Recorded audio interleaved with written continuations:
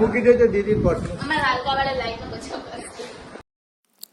અચાનકથી કચ્છમાં જવાનું થયું, વતનમાં જવાનું થયું સાતમ આઠમના પ્રોગ્રામ માટે.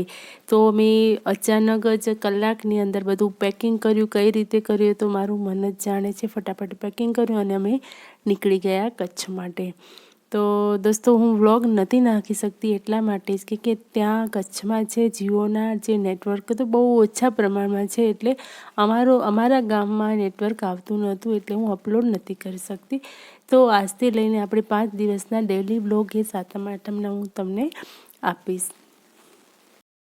તો દોસ્તો હું છું પ્રિયા અને સપ્તરંગી ઝોનમાં તમારા બધાનું સ્વાગત છે. જો તમે લોકો ક્યારેય પણ કચ્છમાં ગયા હોય તો ત્યાંનો તમે નજારો જોજો, ત્યાંની ગ્રીનરી જોજો. ત્યાંનું મોસમ બહુ જ સરસ હોય છે. નેચરલ વાતાવરણમાં તો આપણને હેલ્થ પણ સારી જ રહે છે. તો રસ્તામાં 12:30 વાગતા હતા, 12:45 જેવું થતું હતું અને અમે એક હોટલમાં ઊભા રહ્યા અને ગુજરાતી મેનુ મંગાવી. ગુજરાતી થાળી બહુ જ સરસ હતી. બધાએ જમ્યું. કોઈએ બાજરીનો રોટલો, કોઈએ ભાખરી, કોઈએ પરોઠા, કોઈએ નાન, જેને જે ઈચ્છા હતી બધા જમી લીધું. શીરો પણ હતો, મોહનથાળ પણ હતો, ગોળ પણ હતો, સ્વીટમાં પણ બધું જ હતું. જમીને અમે ત્યાંથી પછી નીકળી ગયા. સવારે અમે 6:30 ઘરેથી નીકળ્યા હતા અને રસ્તામાં થોડું આવી રીતે બ્રેક કરતાં જઈએ એટલે થોડી વાર તો લાગે જ. રસ્તામાં વરસાદ બિલકુલ જ નહોતો, જરા પણ નહોતો વરસાદ કચ્છમાં. અહીંયા તમે જોઈ શકો છો, આ કચ્છનું વાતાવરણ છે, કચ્છનો રોડ છે, કચ્છના વાદળા છે. જરા પણ ક્યાંય એવું લાગતું નથી કે અહીંયા વરસાદ આવે એવું છે.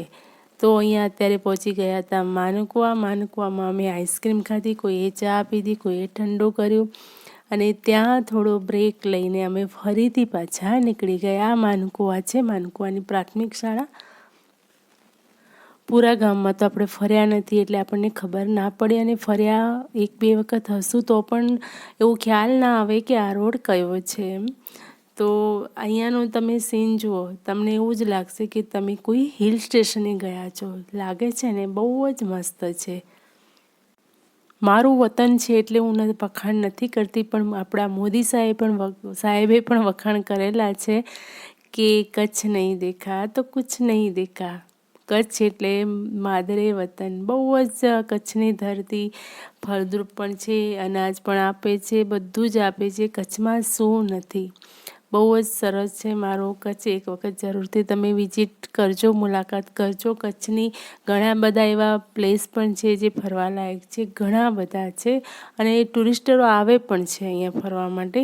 આપણે પોતે જ્યાં કચ્છમાં રહેતા હોય એ લોકોએ જોયું કે ના જોયું, પણ બહારના લોકોએ તો બધું આ જોયું જ હોય છે. તો આવી રીતે બ્રેક કરતાં અમે ફાઇનલી પહોંચી ગયા ઘરે. તો જઈને જોયું તો પહેલાં તો ગેટ ના ખુલ્યો.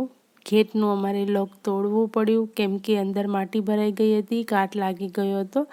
તો અમે અડધો કલાક તો ગેટ ખોલવામાં જ કાઢી દીધો. પછી અમારે ઘર પણ સાફ કરવાનું હતું કેમ કે 1 વર્ષ પહેલાં અમે આવેલા સાતમ આઠમે અને ફરીથી અત્યારે આવ્યા હતા. હલો દોસ્તો, આજે હું તમને મારું ગામ બતાવીશ, પરંતુ ગામ પહેલાં હું તમને મારું ઘર બતાવીશ. અમે કચ્છમાં અહીંયા આવ્યા પહેલાં તો અમારો ગેટ જ ના ખુલ્યો. અડધો કલાક અમે ગેટ ખોલવામાં કાઢ્યો, એના પછી અંદર આવ્યા. અહીંયા ઘરમાં તો એવું પડ્યું હતું બધું, તો અમે પહેલાં સાફ સફાઈ કરી અને અહીંયા માખોનો તો એટલો બધો ત્રાસ છે કે પૂછો જ નહીં. એ વિડીયો હું નથી બનાવી શકી કેમ કે અહીંયા ટ્રાયપોડ લઈ ના અવાય, ગાડીમાં જગ્યા ના હોય એટલા માટે. નાવા ધોવાનું પતી ગયું, ઘર સાફ થઈ ગયું, હું ફ્રેશ થઈ ગઈ, તૈયાર થઈ ગઈ છું. સાતમ આઠમના પ્રોગ્રામ માટે અમે અહીંયા આવ્યા છીએ. તો જે હું ઊભી હતી એ મેઇન ગેટ છે, ત્યાંથી હવે એ આંગણું છે અને આ બાજુનું આ ઓસરી છે. અહીંયા ઓસરી કહેવામાં આવે, ઓસરી છે અને અંદરની આ જે સાઈડ છે એ હોલ છે. પૂરો વિડીયો ઘરનો હું તમને પછીના વ્લોગમાં બતાવીશ. તો અત્યારે મોડું થાય છે તો આપણે જવાનું છે વાલકા. અને હવે અત્યારે અમે જઈએ છીએ વાલકા મોટા. વાલકામાં મારી બેન છે ભાવિકાબેન, તમે ઓળખો છો. હા, એ જે રક્ષાબંધનના વ્લોગમાં તમે જોયા જ હશે. બહુ જ મસ્તી કરે છે, બધાને હસાવે છે. હે ભાવિકાબેનના ઘરે જવાનું છે, જોઈએ એ ત્યાં શું કરે છે. કેવું એનું ગામ છે, એને પણ ઘર સાફ સફાઈ કરવાની જ હતી. તો આ છે દીદીના સાસુ. એમને ના પાડો ને તો પણ એ કામ કર્યા જ રાખે. એમને કામ જ જોઈતું હોય છે. એમનું શરીર જ એવું છે ને, લોખંડી શરીર છે. લોખંડી પુરુષ કહેવાય છે ને સરદાર પટેલ વલ્લભભાઈને. તો આ છે આપણા લોખંડી વુમન લક્ષ્મીબેન. તો એ તો કામ કરે જ. એમનું શરીર તો જ સારું રહે છે જો એ કામ કરે તો. એમને ગમે પણ બહુ જ છે. દીદી બહુ જ ના પાડે છતાં પણ એ કામ કરતા જ હોય છે, એટલે એમને પછી કરવા દે છે. તો ઘરની સાફ સફાઈ કરીને અહીંયા દીદી પડી ગઈ છે બીમાર. એની હાલત થોડીક નબળી પડી ગઈ છે. તો એ સૂતી હતી, એને ખબર નહીં કે હું આવેલી છું. એ સૂતી જ હતી ને અચાનકથી હું અંદર ગઈ. એમના સાસુને પૂછ્યું તો કે અંદર સૂતી છે. તો જોઈએ અંદર શું કરે છે. અહીંયા દીદીને જોરદારની ઠંડી ચડી હતી એટલે એમ જ સૂઈ ગઈ છે. બધું કામ પતાવીને જમવા પણ નથી ગઈ અને અમે બધા પહોંચી ગયા.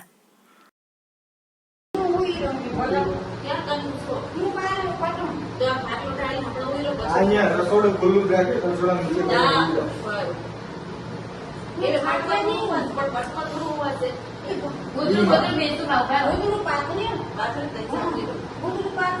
આમ થોડું દૂર પાછળ જો, અમને ઊંઘા કરશે બહાર.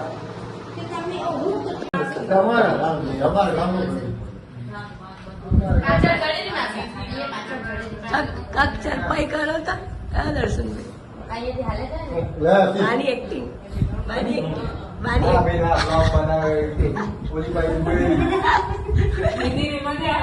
એ તો જોયેલી બધું. ખુશી ના હવે બાકી એ ખાવાનું. શું કરતા જોતા જયેલા ચોરી. ચોરી બધી અંદર હતી. અમને ઉપાધિ ચોરી ગોતી ચોરી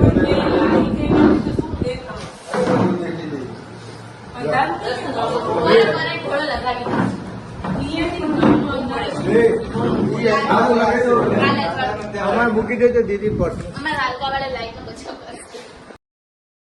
દોસ્તો આજનો વ્લોગ તમને જરા પણ સારો લાગ્યો હોય તો પ્લીઝ વધુમાં વધુ શેર કરજો, લાઇક કરજો. ચેનલ પર નવા હોય તો ચેનલને સબસ્ક્રાઈબ જરૂરથી કરજો.